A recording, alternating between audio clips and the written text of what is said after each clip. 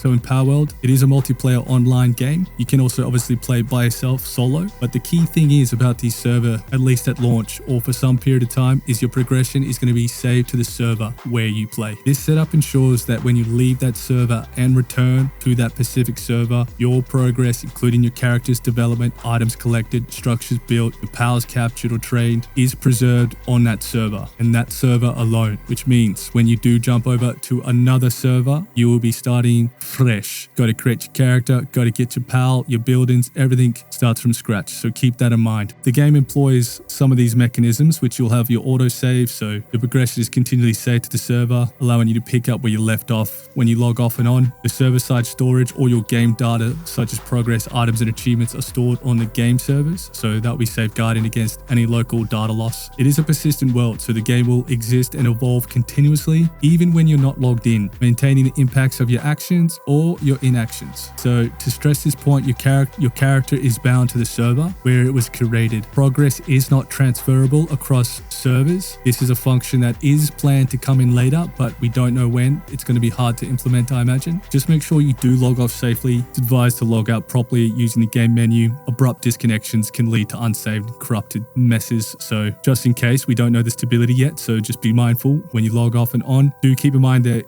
since it is server-based, there will be updates and resets on dedicated servers, private servers, even your own servers you might need to update and reset. So keep in mind that you will need to pay attention to upcoming changes of your servers, just so you don't log in and go, where the hell's all my stuff? So there will be server wipes basically, but to the details of that, we don't know too much. It's going to be hearsay for now. But upon starting in Palworld for the first time, you will encounter various service options, which will be defining your game world interaction. So obviously we're going to have the single player or the solo mode, ideal for the solitary experience where you can control the pace without other players' influence. The progress is saved locally. So that's a great choice just to throw yourself in there, get a feel of the game, then you can jump into, and keep in mind that all the stuff you do in your single player solo mode isn't transferable to any other server. That's just yours and your time alone. But if you do want to join the multiplayer side of things, there will be the PvE servers, which focus on cooperation against environmental challenges. This is your typical PvE, so player versus environment, teaming up to battle the various challenges in that world. Now, coming to the PvP service. Now, unfortunately, there is no PvP on release. None, nada, nothing. So just keep in mind, if you're after some thirsty PvP blood, you're not going to get any, not for some period of time. There may also be servers that are kind of like role-playing servers, where you're encouraged to sort of take on a story or a character-specific role, and you'll probably find that these servers are more so private. But if you ever find yourself on one of these and you're getting kicked or yelled at, just keep in mind, there may be certain server rules for people setting them up, which leads me to the private servers. So you will have a ton of private servers, which you will need a code in to get access to. You probably won't even see them listed. And for those, if you do want to find out how to create your own server or rent a server, I will put some links in the description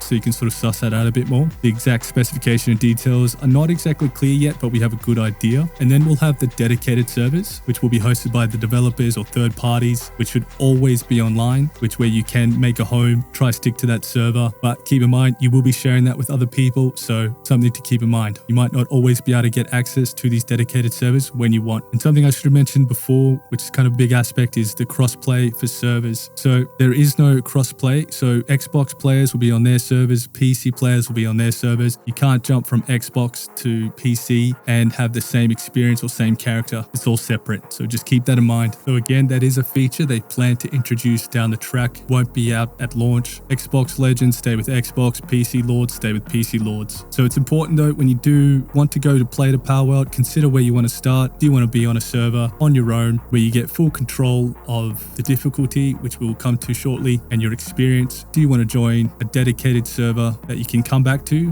but not always when you'd want to? Do you want to create a private server? Do you want to host your own server, which can be private or open? Do you want to rent a server? So huge options there. I just wanted to go through that in a bit more detail so people are a bit more clearer of what to expect. But anyway, let's have a look at some of the server details now. So the information we have on creating your own Palworld server does seem to exist online already, but I'm not 100% certain we can lock into this and say this is exactly what we're going to need. But we've got here the server requirements: Windows 10 or 11, 64-bit with a quad-core process, requires up to 2 full cores, up to 4 gig memory, 12 gigabyte of disk space. But I'm suggesting you probably want something a bit more beefy than that, but maybe not. We'll have to see. So we can see here, we can get fetching the game server files. There's some instructions here. I'll put this link in the description so you can go have a look at this. There is also the potential of renting a Palworld server, but that's coming soon, and I'll let you just go through that instructions, but at least we have some of the information there and some of the minimum requirements. Now, the system requirements for Palworld, or the minimum requirements of Palworld, I'll just throw them up here just so you can get an idea, and I'll leave this up as I say. Thank you very much for watching. So if you did get anything out of this, please consider liking and subscribing. Hope it was useful to some, at least a point of reference. Maybe went a little bit overboard, but thanks very much. I'll catch you next time. Peace.